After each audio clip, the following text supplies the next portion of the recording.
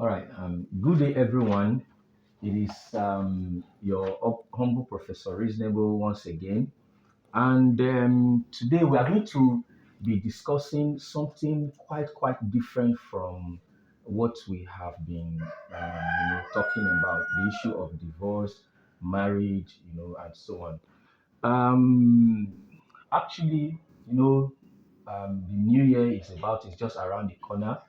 So not like we have abandoned the topic um, we have been discussing, which is divorce and how to solve that problem. But based on how inspiration comes, let me put it that way, and we are actually approaching our elections. So I'm taking it as initiative to share one or two little things with us, being Nigerians and Africa, at large. So today we'll be looking at the winner of 2023 election, the Horn of Africa, and the citizens of Nigeria. Now, if you look at this is actually a very broad topic. Why are we talking about this today?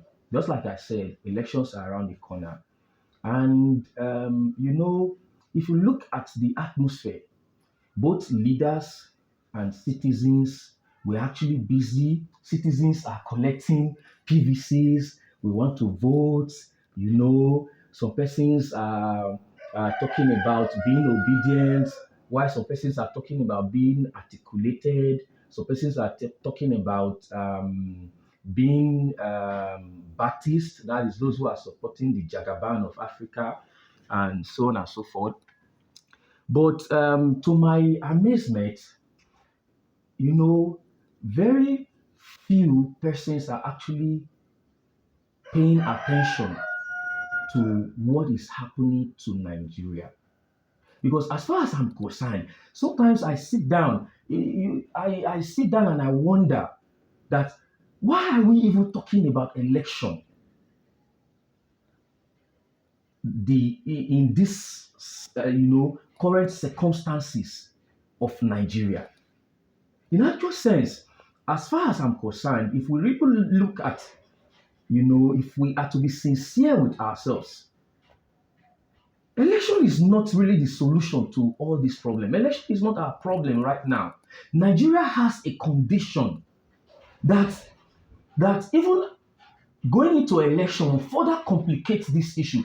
When you watch news on TV and you listen to analysts, several analysts have been, hinting us on this particular issue that Nigeria is so much in a dire situation right now that most people are even, doubting that if we are going to survive the crisis that will spill out probably from this election. I know a lot of people doubt it, but I always say that just like let me use this example. Naturally, most people don't always try to understand the future or try to foresee certain things or calculate ahead until we are all caught off guard. For example, let me use the situation between Ukraine and Russia as an example. I want to believe that probably when there were news that probably there's going to be war soon in Ukraine or stuff like that, probably even the Ukrainians and the rest of us, especially in Africa, most people didn't even believe it was going to happen. They were thinking that there is no way it's going to, in this modern world, in this 21st century, that's something like that can happen. But I have always understood one thing about life, that you cannot say so and so will not happen when you are not doing what will prevent it. This is just the truth. Just like I always use this example too, that a man that keeps beating his wife every day and say, my wife loves me so much, she cannot, divorce me, she cannot leave me. I bet you wake up one day and you realize that your wife is gone. So in my place, we have this adage. My people say that if you don't want your wife to leave you, the solution is stop beating your wife.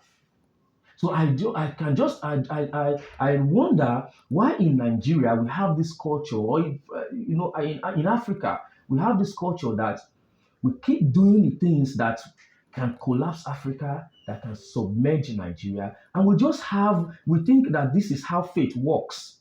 We just have this faith that, oh, Nigeria, it can never happen. Nothing will happen to Nigeria. No. If nothing is going to happen to Nigeria, we must do what will make nothing happen to Nigeria. So this is why we are going to be talking about the winner of 2023 election. What's the horn of Africa? If you Google about the horn of Africa, you see what they talk about the horn of Africa. The Europeans even know us better than we know ourselves. Usually they will define the horn of Africa as a region around Ethiopia, Somalia, I think Eritrea, and so on. But from my findings, I realized that even we Africans don't even know ourselves. We only rely on how we are being defined. If we are defined as terrorists, then we are terrorists. If we are defined as hungry people, then we are hungry people. If we are defined as unproductive people, then we are unproductive people. That Africans cannot actually really define themselves because we actually don't know ourselves. And you realize that the horn of Africa actually is the entire of Africa. There is a reason why some persons will want to limit the horn of Africa to this aspect of this territory of Africa. And when you also look at the description about the horn of Africa, because there's something very, very powerful about this word, that is the horn. The horn means something. Yes, it's just a symbolic representation, because when you say for animals that have horns, their horn is actually their power. So when they are saying the horn of Africa, they're actually talking about the power seat of Africa. Yes, you're actually referring to the power seat of Africa. And when you make your research, you realize what they write about the Horn of Africa. When they talk about, they'll say it is a region that is so blessed with resources, in terms of even human resources, natural resources, but it is a place that is bedeviled with hunger, famine, and so on and so forth. This is how, so that even as Africans, by the time we begin to look at this, we will not realize that we mean a lot to ourselves to start to begin with. And by extension, we mean also a lot to the world. Yes, we mean a lot to the world. Now, I'm going to quickly state something here that Nelson Mandela actually, talked about. This is one of our African fathers from South Africa, as we all know. These are men who had foresight. Yes, and these are men who were true to themselves and were true to their own souls. This is how, for me, I want to describe one of our fathers, Nelson Mandela. From the little I've read about some of these people, and this is the reason I'm saying so, because if, like some persons behave, he is from South Africa, he would have simply, by his position and by his, influence on Africans and, eventually the entire world, he would have simply just tried to make a caricature of what he has discovered about the world, because these were men of foresight. And he had to have the courage, the truthfulness to put it forth and state it the way it really is. He's not a Nigerian in terms of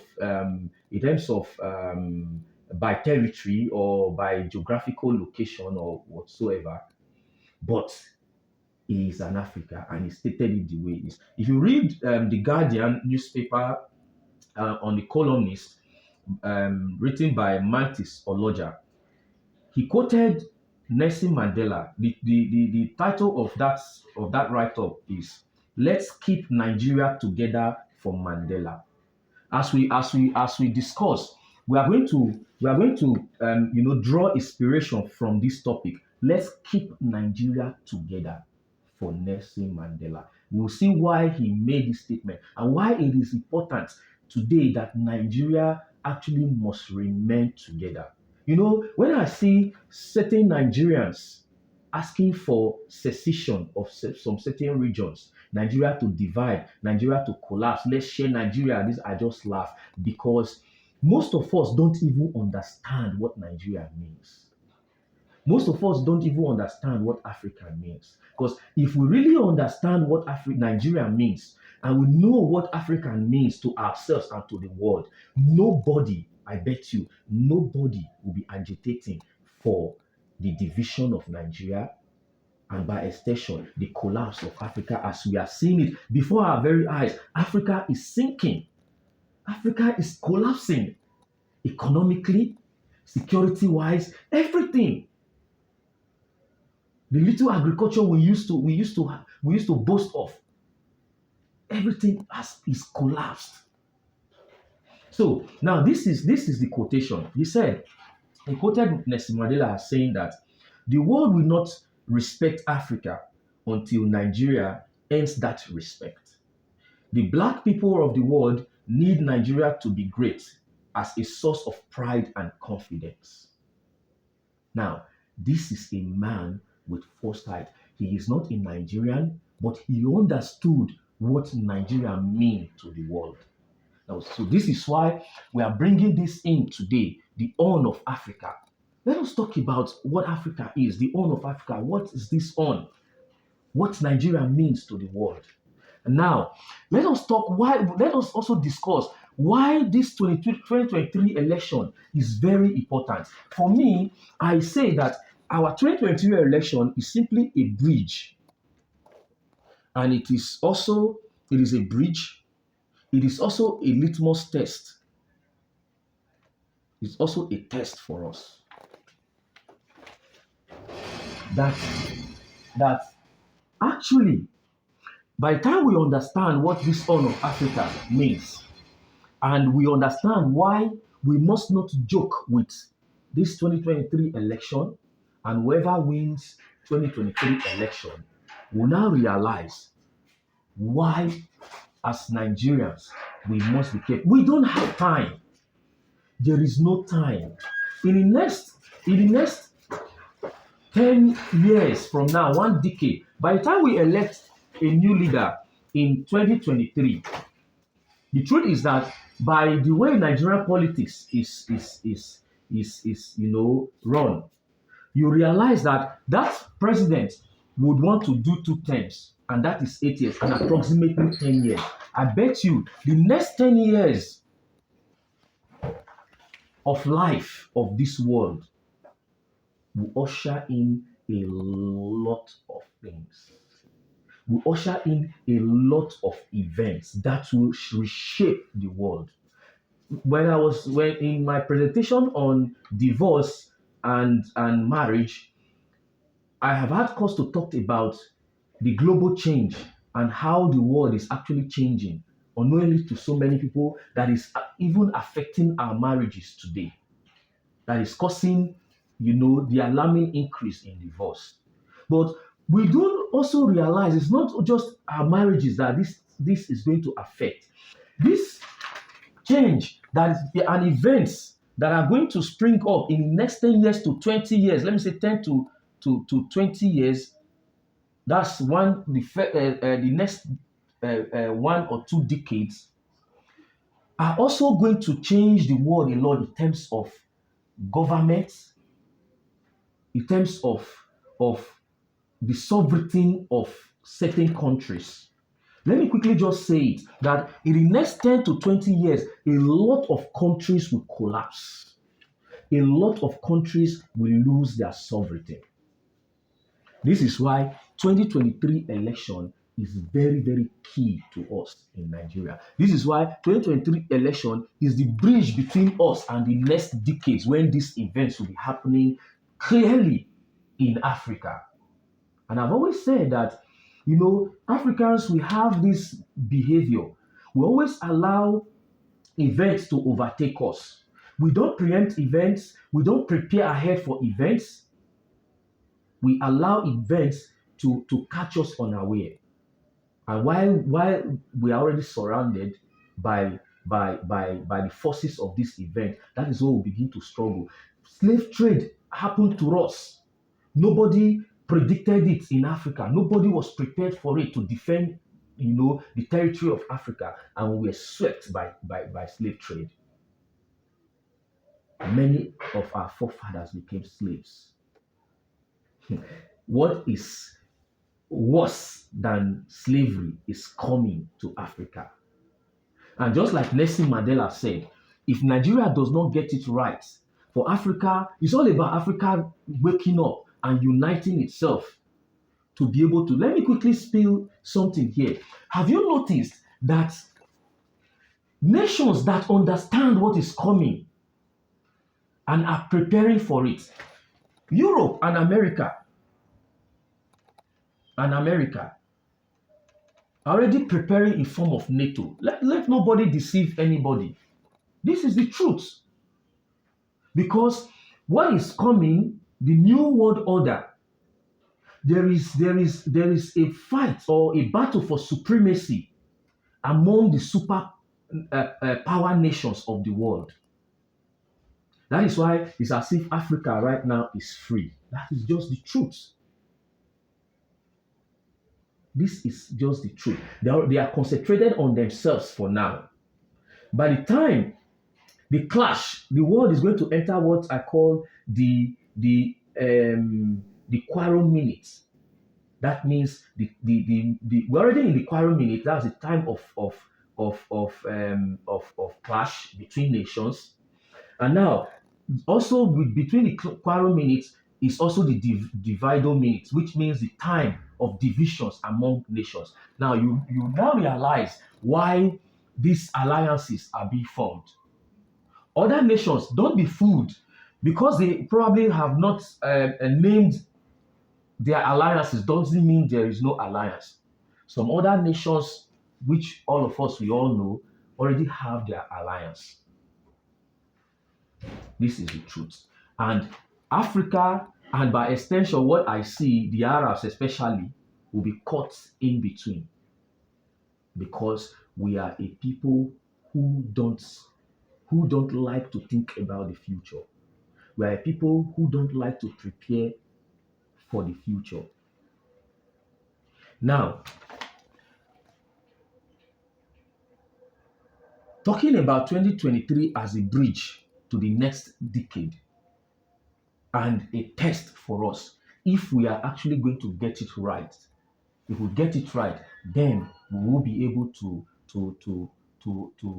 lead Africa, just like Nelson Mandela said, and be able to prepare ourselves. Now, when we have been able to prepare ourselves, you now realize, just like President Nana Akufo-Addo of Ghana, told the world during the African Summit in the United States just recently, and part of his speech, he said that nobody will help Africa except Africa. This is the truth. And until Africa has been able to reach that level of maturity, that level of success, the truth is that we will not get the respect that we need. And he now asks the question that, do China ask for respect anymore in the world today? The truth is no. Now, this is what I was going to say, that if you now realize nations who know what is coming, that are preparing, today, you see Europe and America, they know they need this force, they need this unity, they need to expand in terms of even population to be able to defend themselves, in the clash that is going to come. And they are even looking at getting more nations to sign into the NATO alliance to further expand.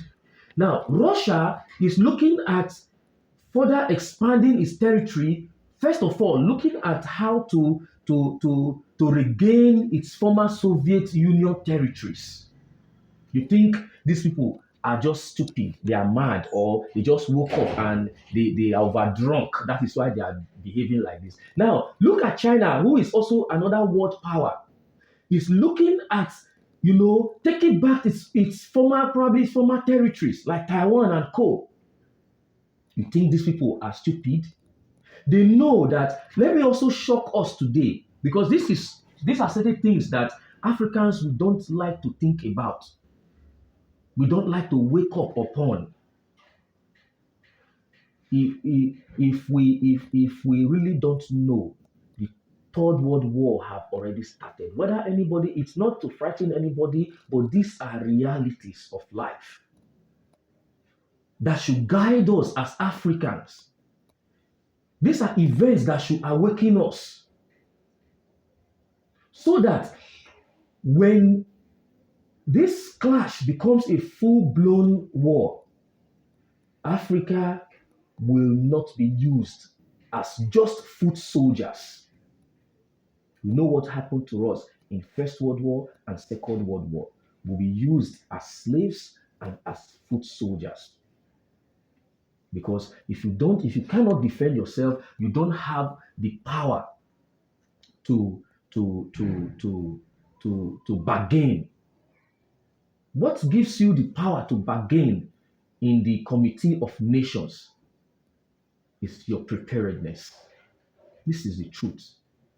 If America is going to be engaging China today, they will discuss dialogue and bargain as powers.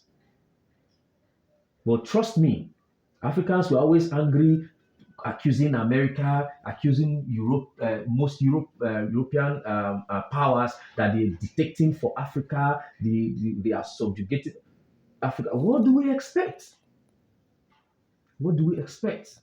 My people say that the way you prepare your home will determine how a visitor entering your home will sit down. This is just a fact. This is what President Nana Akufo-Addo was directly and indirectly telling us. Nobody is going to respect us until we respect ourselves. And Nelson Mandela has made it clear that respect will have to come from Nigeria. And we will see why he said so by the time we are discussing the Horn of Africa. And now, just like I said, nations are expanding. Who knows what is coming, so that they'll be able to brace the future events that will spill. Now, Africans, let me come back home a little. Nigeria is asking for division and secession. What a country, what a people. You see, you now realize that it's like people are moving forward. We want to continue to move backward. This is the situation. So we have to prepare this ground before we go into the discussion proper.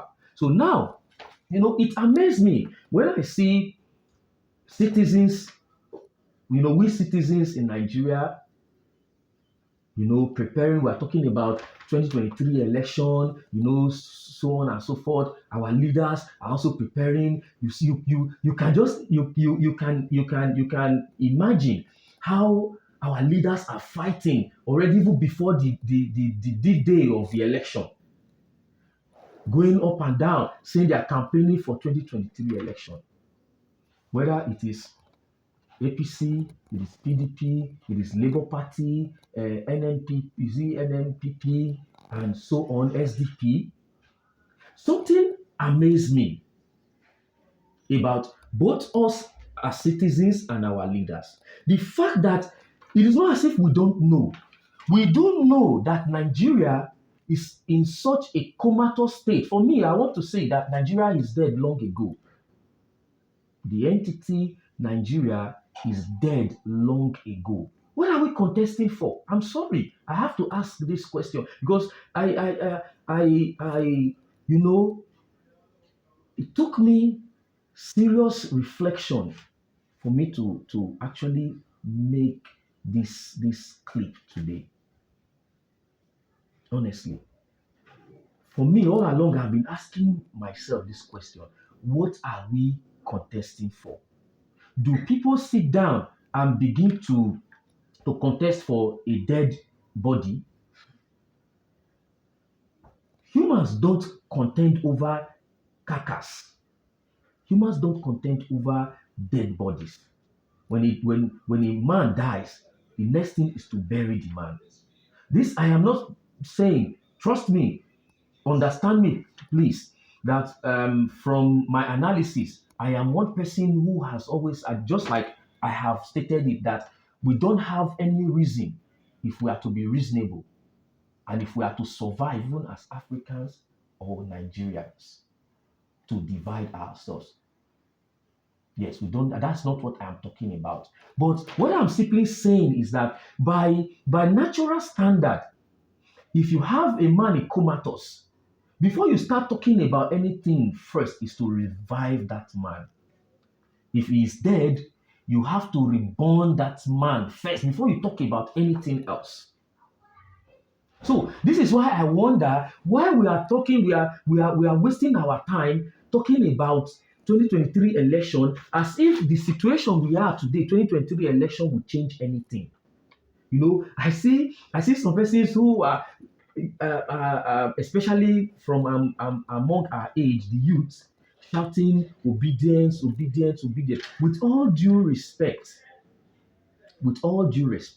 let me shock us today that let's say if I were in a position to contest, I cannot even contest for the Nigerian state as it is right now. Let me not use that word, you know, any person who is watching me now and understand what I am saying will agree with me that there is nothing really, if we are to be sincere as to ourselves, especially our leaders, there is nothing really to contest about in Nigeria. That is the truth.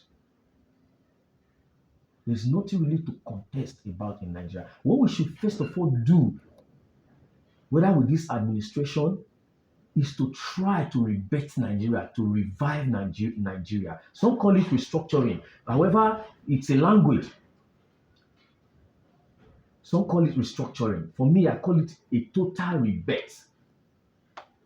Because when you mention the name Nigeria today, what it defines is insecurity, hunger, unemployment, collapsed infrastructures, even our social cohesion is gone.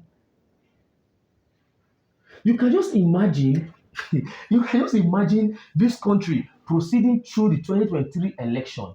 I bet you, whoever is going to emerge as the winner of 2023 election, mighty God, if they are handing over what I don't know what they call it, that's those symbols of power to that person. The question I want to really ask that person is that can you really accept this kind of a Nigeria and say you want to administer this kind of a Nigeria as an administrator? Can you? Have you not noticed that our President Muhammadu Buhari, is in a hurry and is telling us, let this 2023 come, I want to go back and rest. Remember, President Goodluck Ebele Jonathan made the same statements. When he left office, he said, thank God I am relieved. I am finally free. Now, let me tell us what this statement actually means. That the British that handed the country, what they handed over to us is a country. And now it was our responsibility as a people to make a nation out of this country. But all along, since independence and eventual republic, we have not been able to make a nation out of the country Nigeria that the British created for us. Usually, we always want to blame British this, British that, America this, America that. Whose fault is it that a man is giving a wife free of child, and yet the man cannot impregnate the woman. Whose fault? Is it the fault of the father of the woman, or the fault of those who partook in the ceremony of the marital, amalgamation? It is entirely the blame of the man. So this is where, as Nigerians, we must take responsibility for not being able to build a nation out of the country that was handed over to us. And now, let us also progress a little. You realize that the British who handed this nation to us, sorry, this country to us, I don't think I should be, if I'm to be realistic, I should call Nigeria a nation. Now, the country, they know that for us, by this, if we don't make a nation out of the Nigerian country that was handed over to us very soon, Nigeria will not survive, the country will not survive too long. It is a natural phenomenon that when a country is bettered, if the citizens of that country do not make a nation out of their country very soon, that country will die eventually. It's just like a child that is giving birth, and the parents are not able to protect and nurse and or nurture the child into adulthood. This is the situation of Nigeria. Obviously, that child will not live long and will die a natural death. And in 2015, when it was predicted that Nigeria is dead, Nigeria was going to divide, Nigeria will collapse in 2015, a lot of us felt, oh, this is just a way to undermine us, undermine our sovereignty, probably sell division to Nigeria and so on and so forth. We killed Nigeria before it was announced to us. That's it. They only announced to us what we have done. We killed this country by our own hands. They only help because, in Nigeria, we have this culture that when people do wrong, we don't say it. We are afraid to talk about the wrong things that we do. But in Europe, they have a culture of spelling white for what it is, called black for what it is. And since we were afraid, we weren't telling ourselves the truth. They had to tell us the truth. Now, let me now further explain that. For me, based on my understanding, when I analyze history, I realize that Nigeria died when Abacha died. Died with Abacha. Yes, Nigeria died when Abacha died. We will not let us not go into too much details because that is not the point. Now, the country that was passed on to President Obasanjo was already a dead country. What Baba OBJ did was he only managed a dead body and prevented it from rotting. And by the time he passed the carcass to the next president, the carcass was already decaying. And that is why you see, by the time President Yaradua came on board, Nigeria was already smelling. And it became worse in the days of President Goodluck Jonathan. These presidents only administered dead carcass as a country. This is the truth.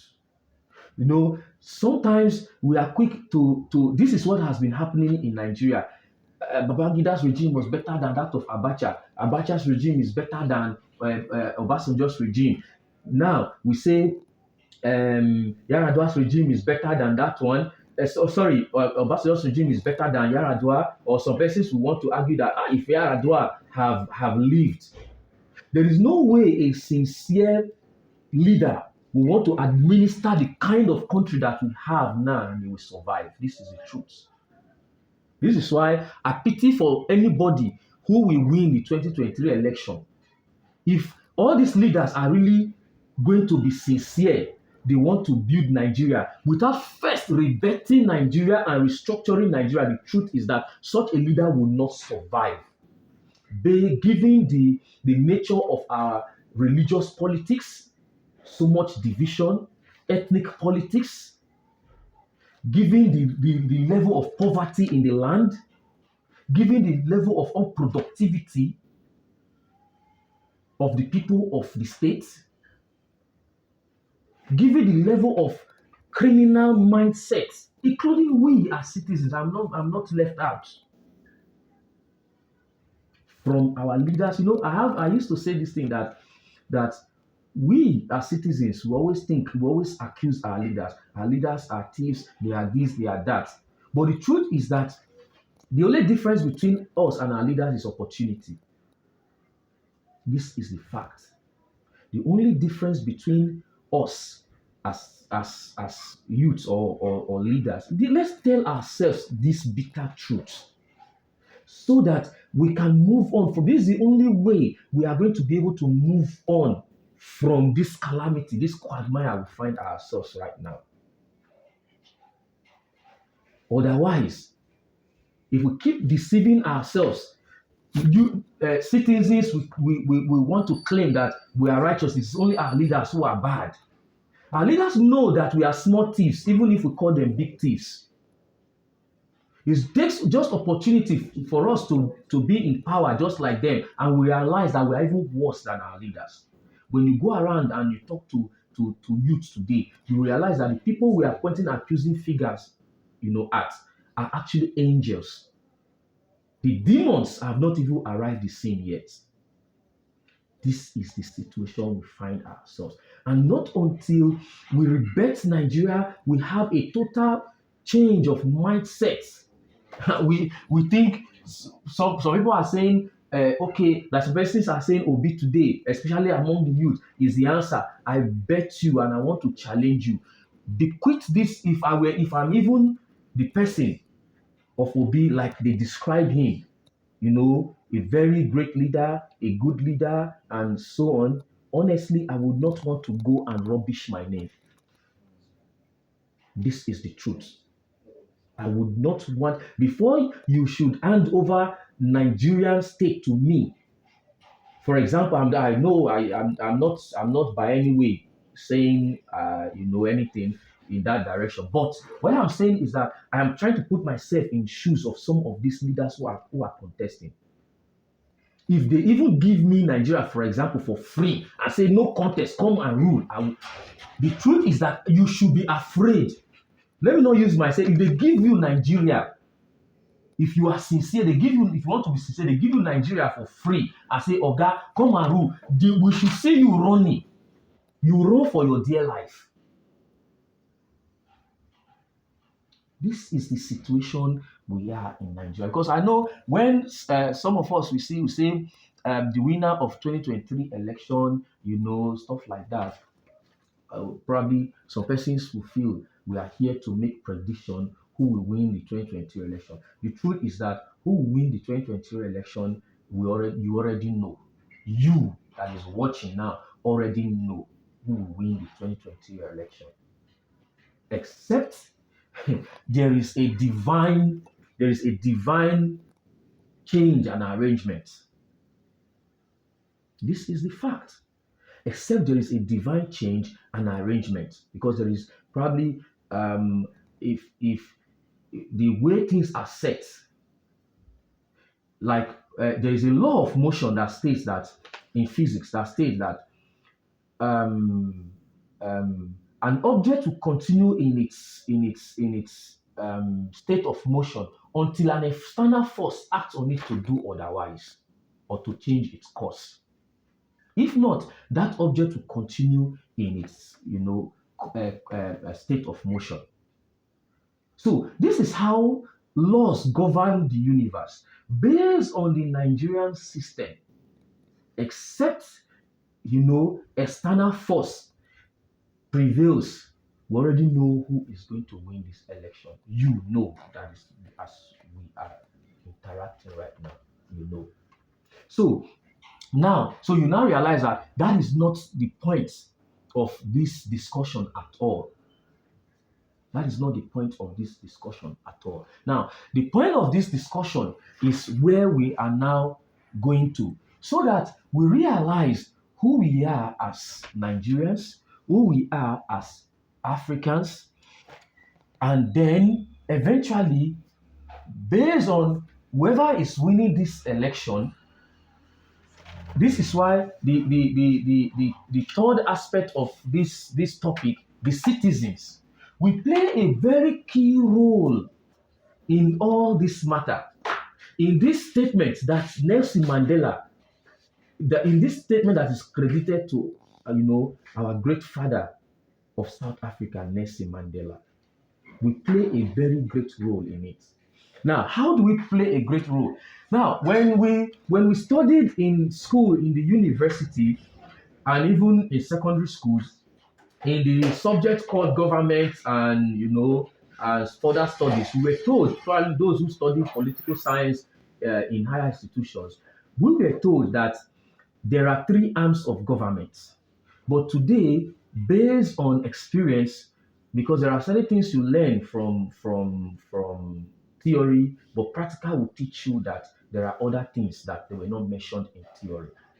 So by practical, I have come to realize that actually there the arms of government are not just three. I have discovered a fourth one, and there might even be more. The fourth arm of government is actually the office of the citizen or the citizenry.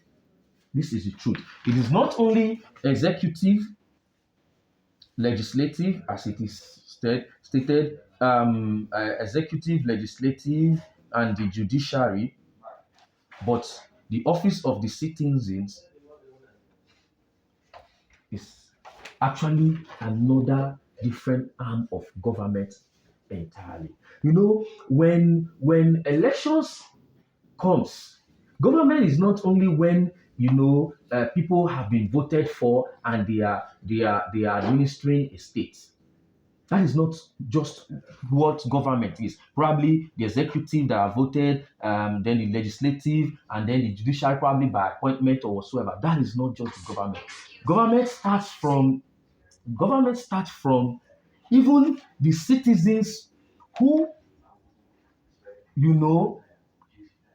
partake in the electionary process, and eventually brings all these people by election into office. And because they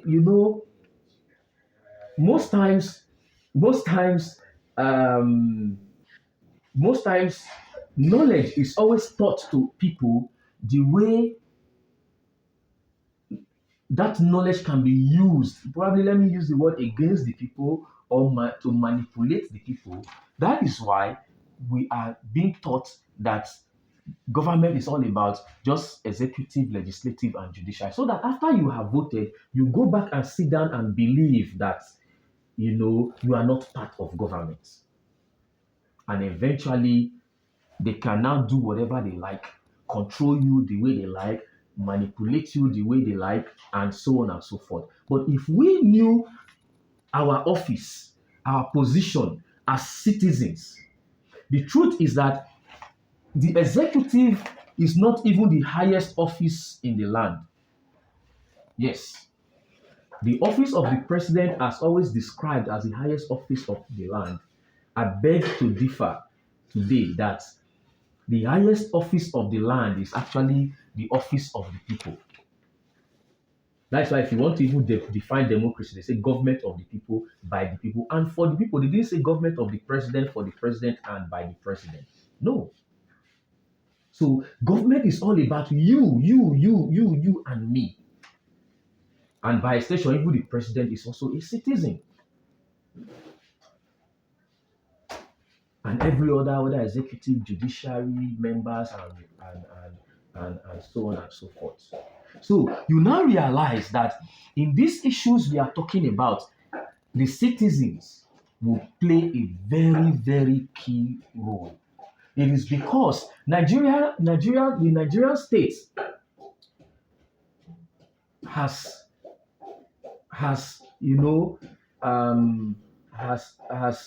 has got to this level of decadence, deterioration, because all along the office of the citizens which happens to be the highest of office, has been neglected from day one.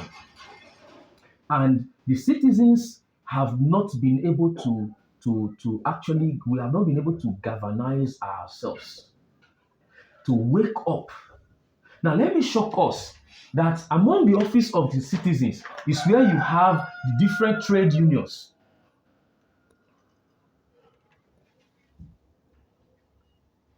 This is where you have the student associations, etc. Now, if these people, if these platforms are utilized effectively, these are people who ordinarily has the responsibility of holding government accountable. These are the platforms that citizens uses to hold, government people in offices accountable. If today, if the trade unions goes on strike, the state is paralyzed completely. So it means that with these platforms, even the executive, judiciary, and the legislative can be directed and corrected. This is why no reasonable country takes its citizens for granted. And it starts from citizens knowing themselves, being awakened, and also disallowing themselves to be taken for granted. This is the fact. So now, let us go to why we are talking about Nigeria and Africa today. And what does this have to do with our 2023 election? That is the Horn of Africa. So we'll be discussing this in the next section, part two of the winner of 2023 election, the Horn of Africa, and the citizens. Thank you.